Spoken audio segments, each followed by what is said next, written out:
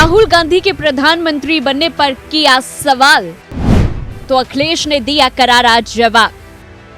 INDIA की असली रणनीति का सच क्या? बीजेपी को आउट करने के लिए मेगा प्लान तैयार। लोकसभा चुनाव अब अंतिम सफर तय कर रहा है। अब देखा जाए तो सिर्फ 3 चरण के चुनाव ही शेष रह गए हैं। समाजवादी पार्टी के नेता अखिलेश यादव लगातार चुनाव प्रचार में जुटे हैं। पूर्व मुख्यमंत्री ने दावा किया है कि 4 जून को केंद्र में इंडिया गठबंधन की सरकार बनने जा रही है। बीजेपी का रथ अब धंस गया है। इतना ही नहीं, उन्होंने हमलावर करते हुए कहा कि बीजेपी को 140 सीट भी नहीं मिलेगी।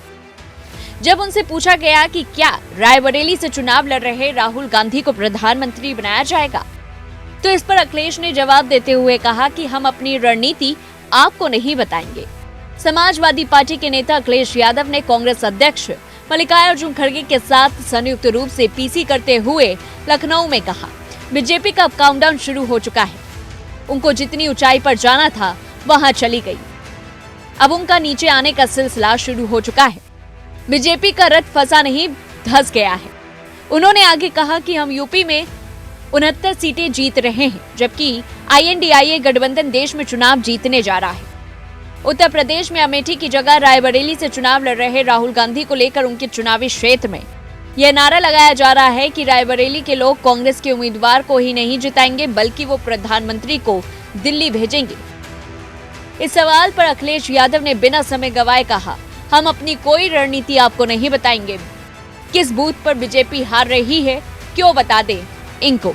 राहुल को लेकर हम कुछ भी नहीं बताएंगे, यह हमारी रणनीति का हिस्सा है।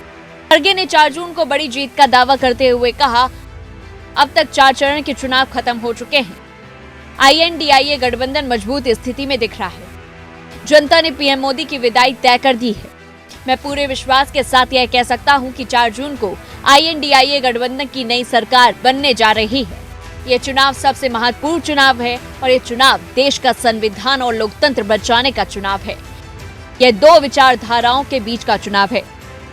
अब ऐसे में देखना होगा कि क्या जिस तरह से खड़गे 4 जून को बड़ी जीत का दावा कर रहे हैं, क्या वह बड़ी जीत उनको मिल पाती है या फिर नहीं।